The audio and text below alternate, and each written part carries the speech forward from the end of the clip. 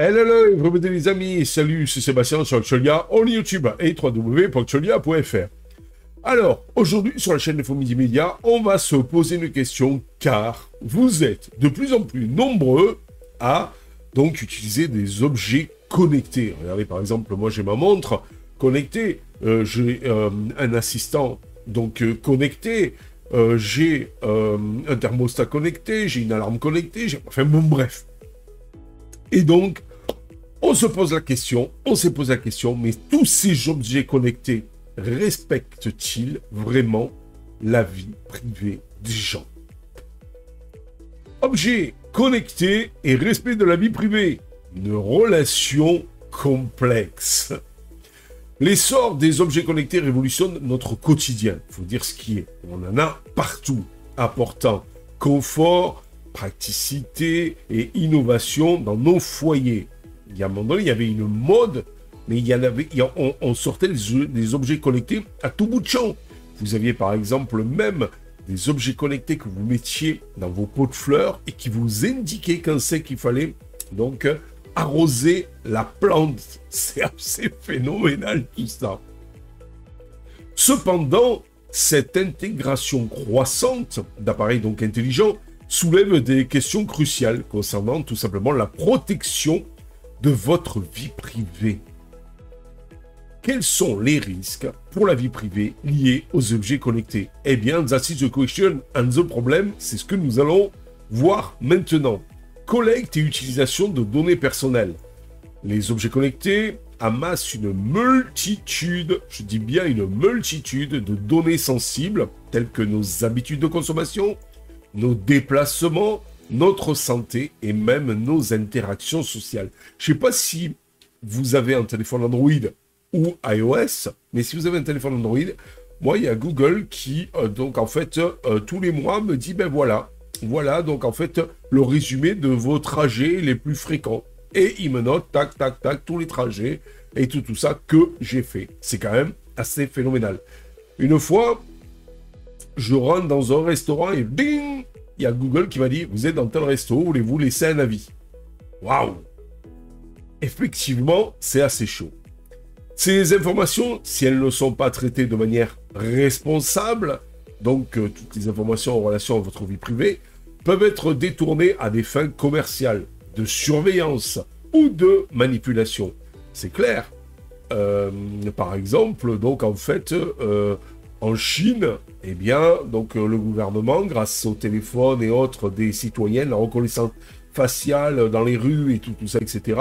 Eh bien, donc, et puis aux moyens de paiement, eh bien, savent tout sur leurs citoyens, sur ce que font les Chinois, s'ils consomment bien, s'ils vont dans les bons endroits, et s'ils frottent pas, et tout, etc., etc. Donc, vous voyez, c'est quand même aussi, ça peut être aussi un moyen de flicage. Il y avait une rumeur aussi qui disait que les assistants vocaux, de temps en temps, s'allumaient pour écouter et hop, se refermer. Enfin, et refermer la voie de l'écoute. Voilà. Alors, est-ce que cette rumeur, elle est toujours en pourparlers ou pas? J'en sais rien. Mais à un moment donné, il y avait cette fameuse rumeur. Alors, il y en a qui disaient que oui, mais vous inquiétez pas, c'est juste pour contrôler que ça fonctionne ou éventuellement, eh bien, repérer les voix dans le ménage pour pouvoir les assimiler. Mais bien sûr, et la marmotte, bon bref. Piratage et failles de sécurité. La connectivité permanente des objets connectés les rend vulnérables au piratage informatique. Les acteurs malveillants pourraient ainsi accéder à des données confidentielles, prendre le contrôle des appareils à distance, voire espionner nos activités privées. Et ouais, parce que imaginez-vous que quelqu'un, par exemple, prend le contrôle de votre assistant vocal et qu'il enclenche le mode écoute. Eh bien, il peut entendre tout ce dont vous parlez dans la pièce où vous avez mis votre assistant vocal. C'est quand même assez chaud. Voilà. Manque de transparence et de contrôle. Souvent, les politiques de confidentialité des objets connectés sont complexes et difficiles à comprendre. Les utilisateurs ont parfois peu de contrôle sur la collecte et l'utilisation de leurs données, limitant leur capacité à protéger leur vie privée. Par exemple, si vous avez une montre connectée comme moi, eh bien, elle vous indique quand même pas mal de choses. Votre rythme cardiaque, le nombre de pas que vous faites par jour, le nombre de kilomètres que vous faites par jour, si vous êtes stressé ou pas, la qualité de votre sommeil, entre autres. Et donc, elle vous, plus ou moins, il y a un GPS intérieur qui peut vous localiser et tout, etc. Pirater, la montre, si elle est piratée, ou si les données sont envoyées sur des serveurs mal intentionnés, eh bien, donc, elle peut servir à vous pister, à vous fliquer. C'est quand même assez phénoménal. Comment concilier donc objet connecté et respect de la vie privée? Malgré les risques potentiels, il est possible de profiter des avantages des objets connectés tout en préservant sa vie privée. Alors, on fait comment, Seb? Eh bien, tout simplement, il faut choisir des appareils respectueux de la vie privée.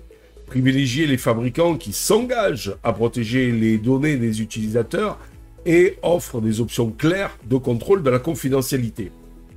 Il me semble, j'en suis pas sûr, que M. Apple, lui, par contre, eh bien, c'est un peu sa politique. Respect de la vie privée et donc, en fait, il a même créé sa politique là-dessus, commerciale, et apparemment, si vous avez une montre connectée Apple Watch, si vous avez donc, en fait, tout un tas d'objets connectés Apple, vous ne risquez rien. Apparemment, dans la théorie. Mais quand vous savez que dernièrement, Apple pourrait vendre par rapport à son intelligence artificielle, puisqu'il a un partenariat apparemment avec OpenAI, pourrait vendre les données, donc vos données, si vous êtes sur Apple, à OpenAI. Voilà. C'est une rumeur aussi. Limiter la collecte de données. Désactiver les fonctionnalités non essentielles qui collectent des données inutiles. Et ajuster les paramètres de confidentialité des appareils connectés. Sécuriser les réseaux et les appareils. Mettez à jour régulièrement les logiciels. Utilisez des mots de passe forts et activer le chiffrement des données pour minimiser le risque de piratage. Tout ça, si c'est bien sûr possible. C'est pas tout le temps possible. Se sensibiliser et s'informer. Comprendre les enjeux de la vie privée à l'ère des objets connectés permet de faire des choix éclairés et de protéger ses données personnelles. Pour conclure, la compatibilité entre objets connectés et le respect de la vie privée n'est pas une question binaire.